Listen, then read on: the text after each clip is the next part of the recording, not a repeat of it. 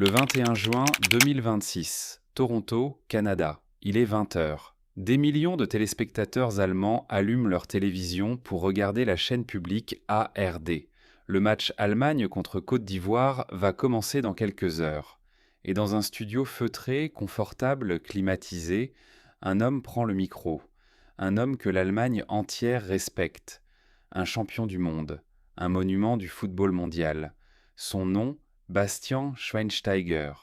Et en quelques secondes, cet homme va déclencher la plus grande polémique de cette Coupe du Monde 2026.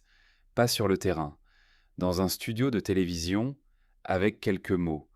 Des mots qui vont traverser les océans, enflammer les réseaux sociaux et faire vibrer de colère et de fierté plus d'1 milliard d'Africains. Voici exactement ce qu'il a dit. Invité à analyser le style de jeu ivoirien, Schweinsteiger lâche ses mots devant une audience mondiale. Le football africain est parfois peu orthodoxe, un peu sauvage, pas tout à fait aussi tactique. Sauvage. Il a dit sauvage. 3 mots. 3 siècles de représentation. Personne dans le studio ne corrige. Ni ce soir-là, ni les jours suivants. Et là, quelque chose se brise. Quelque chose de profond. Quelque chose que des millions de personnes ressentent simultanément dans leurs tripes, dans leur histoire, dans leur mémoire collective. Parce que ce mot-là, sauvage, il ne tombe pas du ciel. Il ne sort pas de nulle part. Il s'inscrit dans un système de représentation héritée qui associe depuis des siècles le football africain à la nature, à l'instinct, au corps, et le football européen à la pensée, à la stratégie, à la civilisation. Schweinsteiger n'a pas inventé ce système, mais en 2026, en pleine Coupe du Monde, devant des millions de téléspectateurs, il en est devenu le visage. Maintenant, revenons en arrière, pour comprendre pourquoi ces mots font tellement mal, pour comprendre ce qu'ils représentent vraiment, et pour comprendre pourquoi la réponse de l'Afrique sur ce terrain a été la plus belle réponse possible. 1990 Italie, Coupe du Monde. Roger Mila a 38 ans. Il est camerounais. Et après chaque but, il danse autour du poteau de corner. Une danse simple, une danse de joie, une danse africaine, et les commentateurs européens parlent de lui comme d'un phénomène naturel, un talent brut, un athlète. Pas un joueur de football, un athlète. Ce fil conducteur traverse des décennies. Ce n'est pas la malveillance individuelle de chaque commentateur. C'est un système de représentation hérité qui ne meurt jamais vraiment. 2002 Sénégal contre France. Les lions de la Teranga battent les champions du monde. Et les commentateurs français cherchent une explication. Pas la tactique, pas l'intelligence collective, pas le travail. Non. L'explication, c'est la vitesse. L'explosivité, l'athlétisme, comme si le Sénégal ne pouvait pas avoir gagné grâce à son football, comme si le football devait forcément venir de quelque part en Europe. 2003, Qatar. Le Maroc arrive en demi-finale.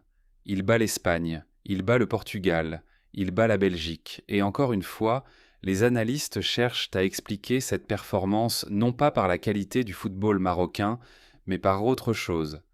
L'organisation défensive, oui. Mais la créativité tactique, la cohérence collective, l'intelligence des choix, moins souvent citées. Et là, en 2026, reblotte. Schweinsteiger regarde la Côte d'Ivoire, et il voit du sauvage. Mais qui est cette Côte d'Ivoire dont il parle ? Une équipe dirigée par Emers Faé, champion d'Afrique en titre, dont les joueurs évoluent dans les plus grands clubs européens. Une équipe qui vient de se qualifier pour les 16e de finale de la Coupe du Monde pour la toute première fois de son histoire.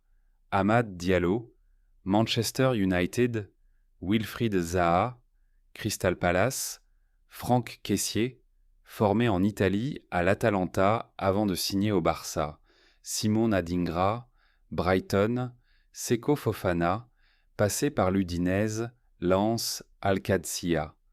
Ces joueurs-là jouent dans les mêmes stades que les Allemands, les Espagnols, les Anglais. Ils ont les mêmes entraîneurs, les mêmes systèmes tactiques, les mêmes data analystes, les mêmes préparateurs physiques. En 2026, La majorité des cadres africains sont formés dans les plus grands clubs européens. Ils maîtrisent les mêmes principes tactiques que leurs homologues allemands, italiens ou anglais. Alors où est le sauvage, monsieur Schweinsteiger? La réaction ne se fait pas attendre, et elle vient d'abord de l'intérieur du football lui-même. Emerse Faé prend la parole. Calme, posé, mais sans concession, je pense que c'est triste. Schweinsteiger était un très bon joueur, un grand joueur. Je l'ai toujours aimé personnellement. En tant que milieu de terrain moi-même, j'ai toujours apprécié sa façon de jouer et sa compréhension du jeu.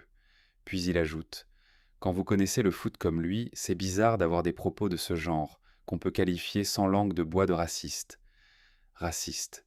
Il a dit le mot, sans trembler, sans détour, sans langue de bois, et il continue: je n'accepte pas ces propos, mais je n'ai d'autre solution que de travailler avec les choses telles qu'elles sont. Tout ce que je peux montrer, c'est que, sur le terrain, les équipes africaines ne sont pas seulement physiques, nous sommes techniques et tactiques.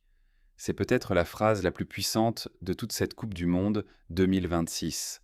Pas sur un terrain, dans une salle de presse, par un entraîneur africain qui regarde un champion du monde européen dans les yeux et lui dit: vous avez tort, et on va vous le prouver. Alors maintenant, regardons ce qui s'est passé ensuite. Parce que le football a cette capacité unique de répondre aux mots par des actes. Face à Schweinsteiger, face à ces mots, face à des siècles de représentations héritées, l'Afrique entière a répondu sur les terrains américains. Et la réponse est en chiffres.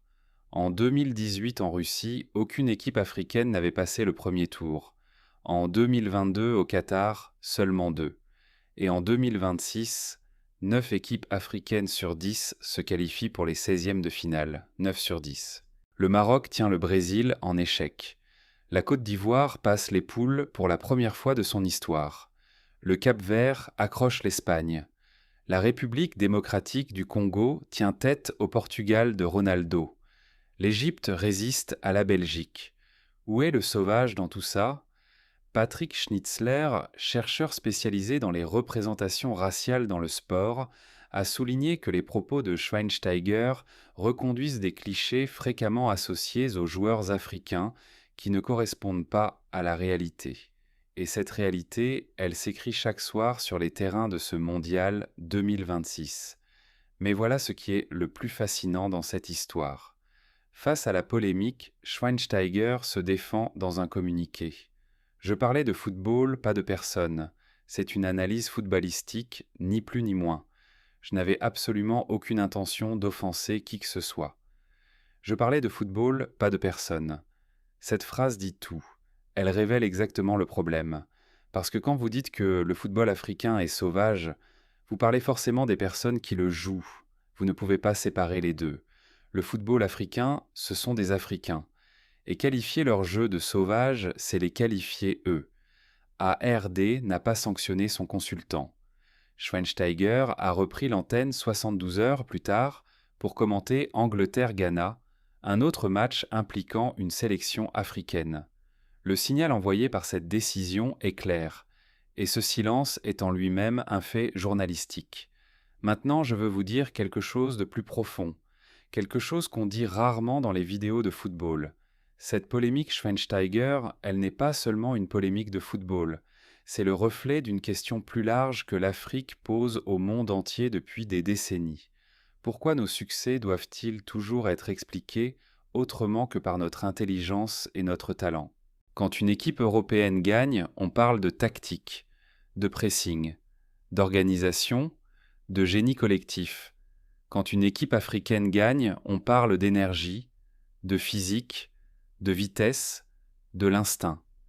Aujourd'hui, 8 des 10 équipes africaines au mondial 2026 sont dirigées par des entraîneurs locaux ou issus de la diaspora. Cette décolonisation technique a conduit à une meilleure gestion des joueurs et à une expression tactique plus authentique. Ce n'est pas du hasard, ce n'est pas de la chance, c'est le résultat d'années de travail, de structuration, de développement. C'est le résultat d'une génération entière de joueurs africains formés dans les meilleurs centres de formation du monde qui reviennent porter le maillot de leur continent avec tout ce qu'ils ont appris, et cette génération-là n'a plus besoin de l'approbation de Schweinsteiger. Elle n'a plus besoin que l'Europe valide son football. Elle joue, elle gagne, elle qualifie 9 équipes sur 10, et elle laisse les mots de côté. Parce que le football est le seul langage universel qui n'a pas besoin de traduction. Emerse Faé l'a dit mieux que n'importe qui. On peut juste montrer sur le terrain que le foot africain, c'est aussi beaucoup de technique et de tactique. Et cette Coupe du Monde 2026, match après match, nuit après nuit, but après but, c'est exactement ce que l'Afrique est en train de faire. Alors, monsieur Schweinsteiger, vous avez dit que notre football était sauvage. L'Afrique vous a répondu. Elle vous répond encore. Et elle continuera de vous répondre jusqu'à ce que plus personne n'ose utiliser ce mot pour parler de nous. Parce que cette génération africaine n'est pas sauvage. Elle est libre, elle est talentueuse, elle est tactique, elle est intelligente et surtout, elle est en train d'écrire l'histoire du football mondial sous vos yeux. Regardez bien, parce que ce que vous voyez en ce moment dans ces stades américains, c'est le début de quelque chose d'immense. Et dans 10 ans, dans 20 ans, quand on regardera en arrière et qu'on essaiera de comprendre quand le football africain a vraiment basculé, on parlera de cette Coupe du Monde 2026. On parlera de ces 9 équipes qualifiées sur 10. On parlera de Saibari et de Wissa et de Mbaye et de Pépé et de tous ces joueurs qui ont répondu aux mots par des buts. Et peut-être, juste peut-être, on parlera aussi de vous, monsieur Schweinsteiger, pas pour ce que vous avez accompli sur un terrain, mais pour ce que vous avez déclenché en dehors, pour la colère que vous avez allumée, pour la fierté que vous avez réveillée, pour le feu que vous avez mis dans le cœur d'un continent entier. Merci pour ça. L'Afrique avance, l'Afrique ne s'arrête plus, et le monde entier va le comprendre.